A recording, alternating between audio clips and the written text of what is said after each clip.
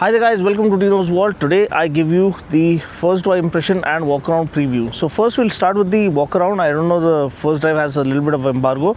So first I'll finish the walk around.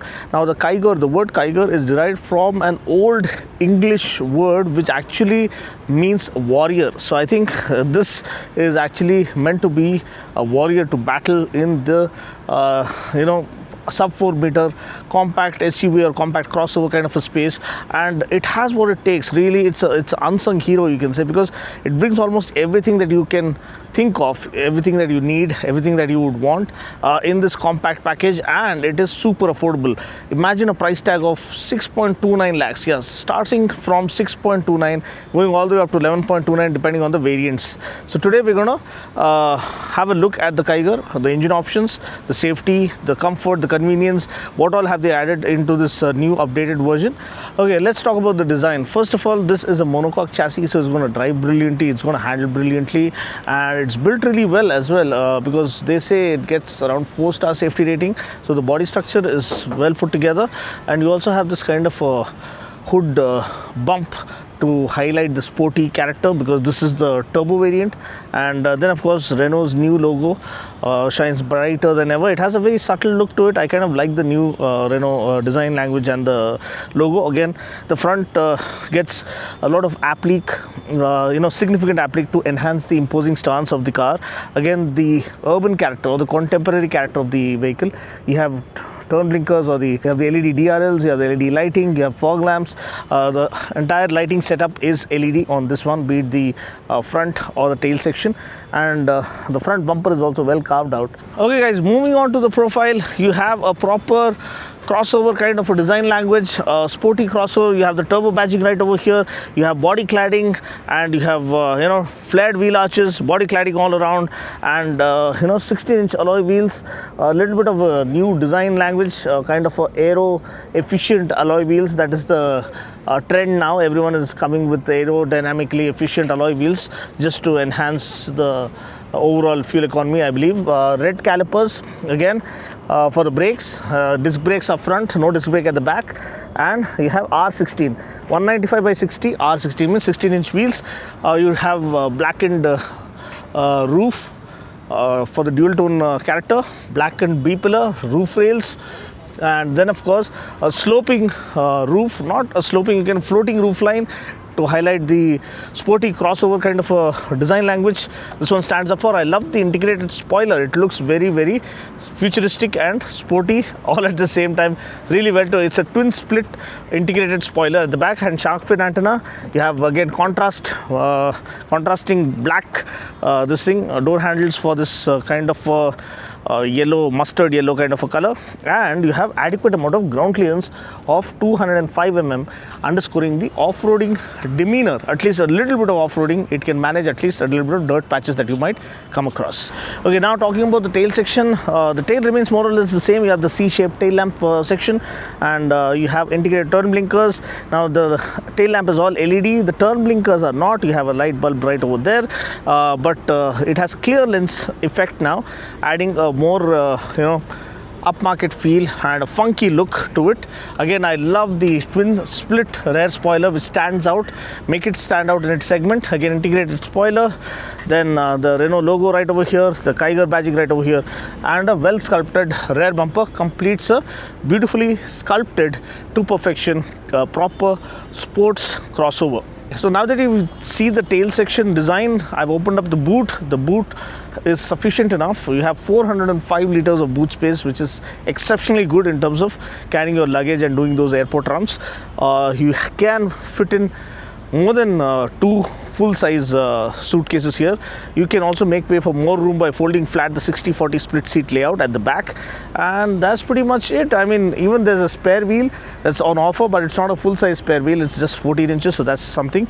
And the loading lip is a bit of a bother for you to load and put it into the loading area instead of sliding it through. So that is a bit of a hassle, but apart from that, usable space is always welcome. 405 liters, job well done by Renault. Okay, so now here in the second row, just want to point out the space. Truckload of legroom. This is set to my height, and truckload of legroom, good amount of headroom, I think people even up to 6 feet 1 or 6 feet 2 can feel comfortable in here. Under thigh support is decent. I won't say it's great, but it's good enough. You have dedicated headrest for 2 passengers. There's no sunroof, that's okay. See, sunroof, though it looks as fancy as it looks, that almost everyone wants a sunroof these days, just for the sake of it. 2 years down the line, you would be thanking myself or thanking me for not, advocating a sunroof variant for you, because if it's a panoramic sunroof, one small speck of dirt or small stone hits the panoramic sunroof, it's all gone. Like there'll be water coming into the cabin, which is the last thing you want. Secondly, the maintenance of the sunroof is a lot more hectic and tedious than what it seems on the surface. Like first 1 year, you will not have any problem as the owner of the car or as a brand new car. But as the days progress, 2 years, 3 years or 4 years into the ownership, you'll have to maintain the rubber and everything, the operation, the motor. You should, and if anything goes wrong, it is going to set you back by a huge amount. So it's better to have a car without sunroof. I own one without a sunroof, the Fronx. I'm happy without it. Yeah, air con vents, dual air con vents to keep the cabin cool. So moving inside, you have again new interiors, leatherette seats, ventilated seats, new Renault logo. It looks very, very upmarket. Trust me, it looks very, very upmarket in person. And even the cabin, dual tone dash, looks very well put together. You have the infotainment system. They say it does support Android Auto and Apple CarPlay. I can't figure out the logos in that, but you have smartphone integration mentioned over there. The steering wheel is neatly laid out. You have a 3-spoke steering wheel. All the audio and phone controls right over there, and a digital speedo console. Again, I'll just go through that in a moment. And a neatly laid out dash. I also love the accents on the door and the way the door locks are designed. Looks pretty neat. Sound system is decent enough. I won't say it's great or I won't say it's bad. So guys, having a look at the speedo console or the full color TFT console and the MID, you have different sections here. First is the average and the best fuel economy that you have achieved. So it shows 29 kmpl, which is very impressive. And then of course you have trip A, trip B, and then you have tire pressure monitoring system, which is again very good. Service reminder, it says 9,700 kilometers or 12 months, or maybe it's around 10,000 kilometers and 1 year, which is very, very cost effective. And you have dimming control and taking a break every now and then if you're feeling drowsy. That's really, really useful. And then of course here you have the infotainment system. Touchscreen infotainment system, they say it comes with okay, it shows your driving score and all. Okay, I'll get into settings. You have Bluetooth options, you have all these things, audio options. They say it comes with wireless Android Auto and Apple CarPlay, which is really, really good. You have speed dependent volume. Here you have the equalizer setting, thank God. In the balance and fade section, you have a bass, mid and treble control along the mid frequency control. Okay, another standout feature of the infotainment system and the new feature that they've included here is the 360-degree camera. So you can see there's a car parked right in front of me, as you can see there. It's not a high definition resolution like that of a Tata vehicle or that of Hyundai Creta, because those offer really high res cameras. This one is decent enough, offers good visibility. It's very overcast and dark outside, but still we have good visibility, and dynamic guidelines are there. And these blind spot monitors are also really good right underneath the puddle lamps, because it can identify whether, especially in this rainy season, whether you're stepping right into a pothole or not. So that is a welcome addition, and 360-degree camera is a welcome inclusion to enhance the overall value proposition and the safety factor.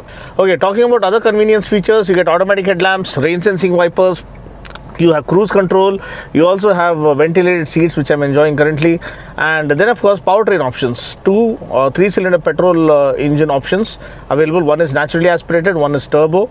So the turbo petrol, 3-cylinder petrol, comes with 5-speed manual or this CVT automatic. The naturally aspirated gets a 5-speed manual gearbox. And then of course you have different driving modes. You have eco, normal, and you have sport.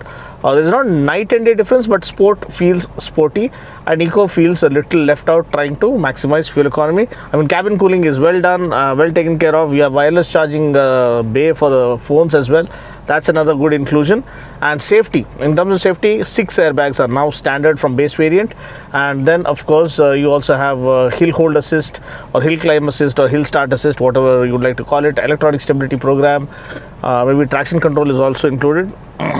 You also have traction control, a good all-round safety proposition or a good value proposition in terms of safety, convenience, comfort, decent powertrains, and very good build and good exterior design that lifts your mood once you look at your car at the end of a hectic day. Yeah, it has LED lighting, it has futuristic elements, and the accessory package, I want to feature the accessorized car. Let's hope it's available somewhere around such that I can feature it for you. But that is one of the that really enhances and elevates the overall exterior design elements of the car when you apply it or when you add on the accessories to the exterior of the car. So that concludes the interior exterior walkthrough of the Renault Kiger. What do you think? Do you think it has what it takes to take on others in the segment or in this price point, like the i20 or the Venue or the Nexon? Those are priced slightly higher, but I think i20 or maybe the Altros are immediate competition for the pricing it has on offer. What do you think about the Kiger? Do you think it has what it takes to take on the like of Maruti Fronx head on and beat it in terms of value proposition? Feel free to comment below. I'm a Fronx owner myself, and I think it's a well put together vehicle overall. And the pricing is the key. 6.29 lakhs ex showroom starting price point, goes all the way up to 11.29 lakhs depending on the spec and the variant you choose to go with. If you like what you see and want to see more pure automobile content, stay tuned for more action right here at Dino's World. Cheers.